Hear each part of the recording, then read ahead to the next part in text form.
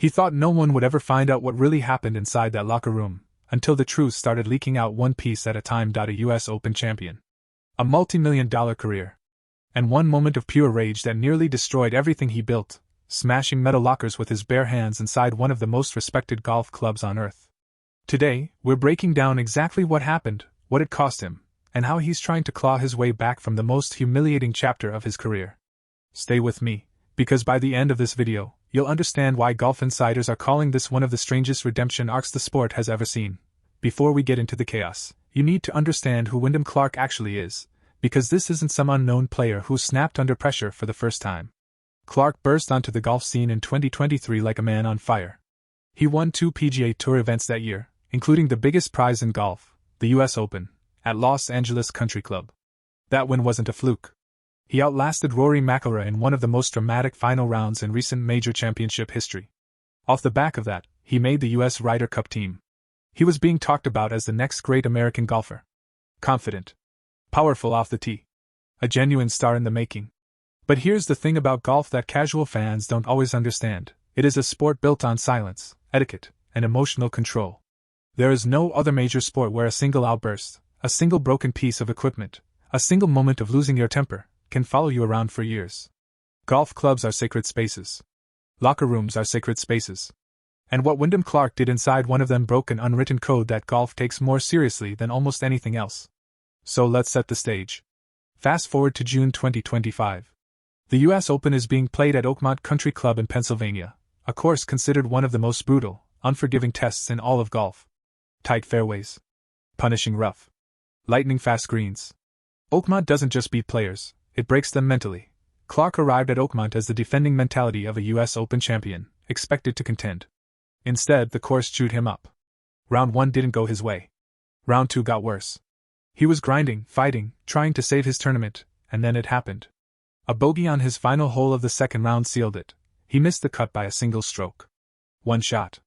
That's the margin between staying in the tournament and going home in disgrace, and for a former champion playing in front of fans, media, and Oakmont members, missing the cut by one shot at the US Open is about as painful as professional golf gets. What happened next is where this story turns from disappointing finish into national headline. In the immediate aftermath of that round, in a fit of pure frustration, Clark went into the clubhouse locker room, and he didn't just slam a door or throw his shoes. He physically damaged the lockers. Not one. 2 separate lockers, badly damaged, in what witnesses and reports described as an outburst significant enough that it couldn't be quietly swept under the rug. And remember, this is Oakmont.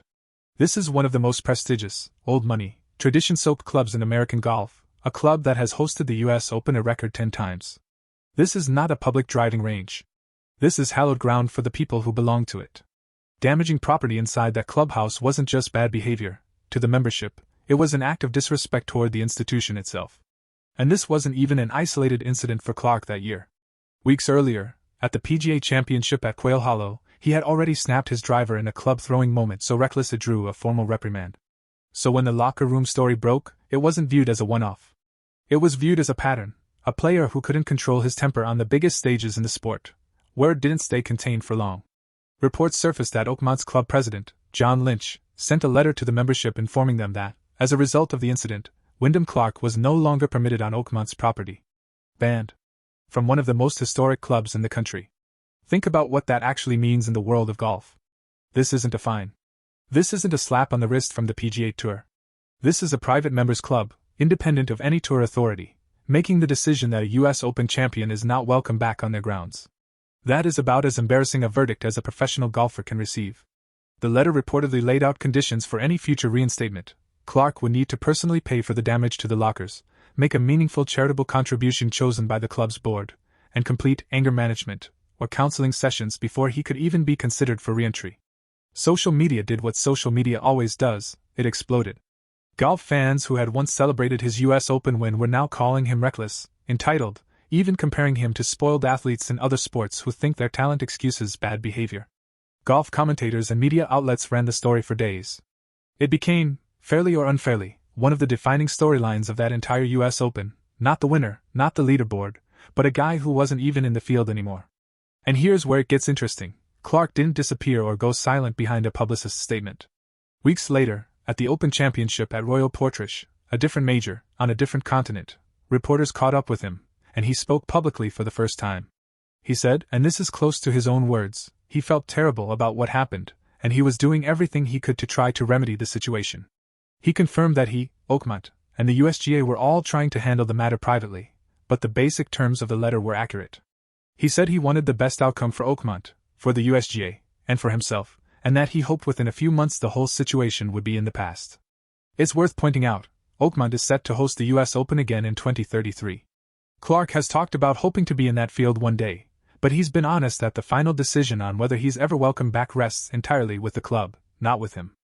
Now here's where this story gets genuinely strange, because what happened next wasn't more controversy.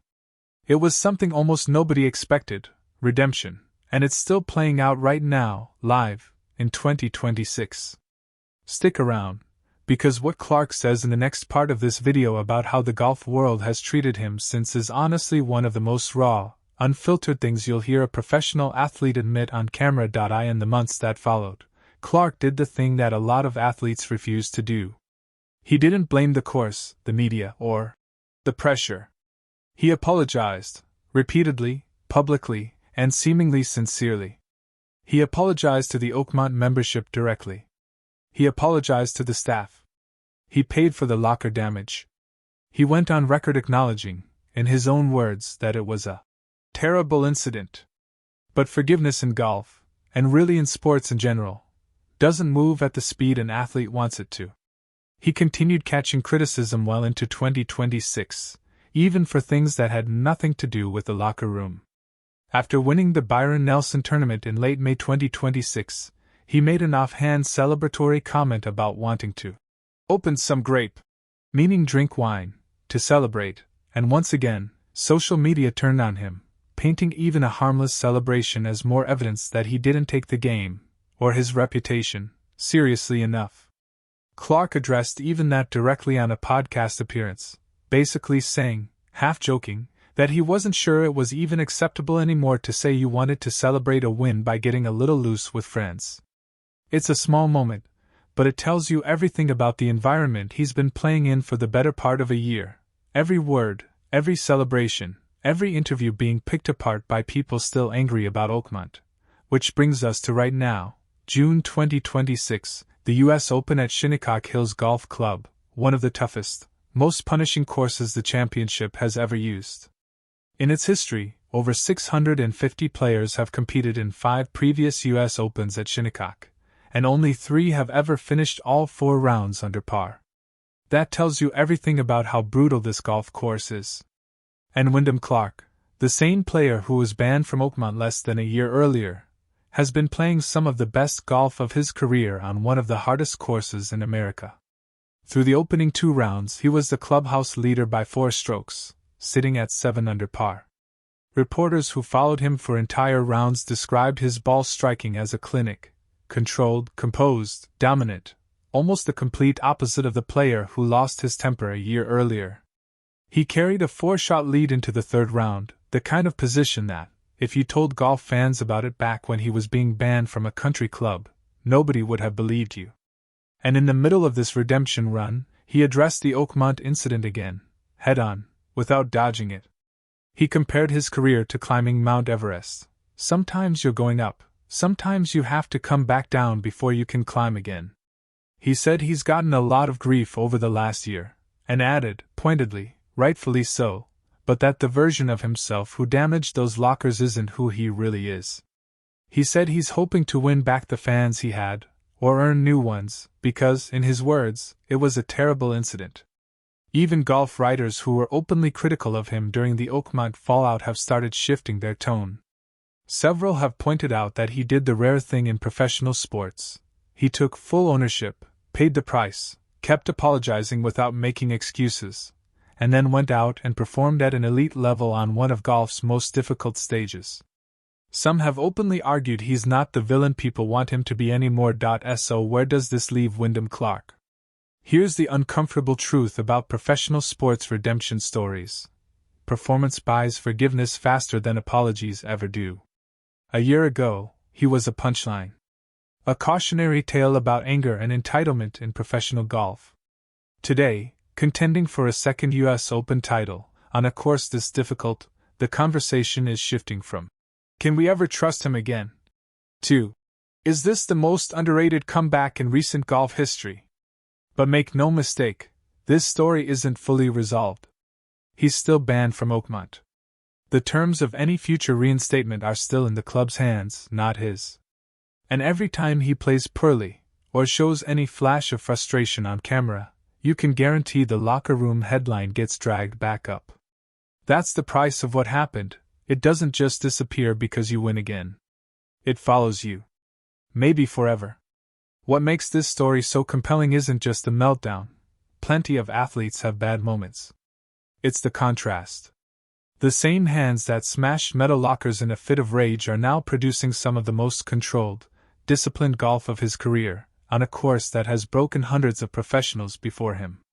That contradiction, rage and discipline, disgrace and triumph, living inside the same man, in the same 12-month window, is what makes this one of the most talked about redemption arcs in modern golf. So here's the real question this story leaves us with.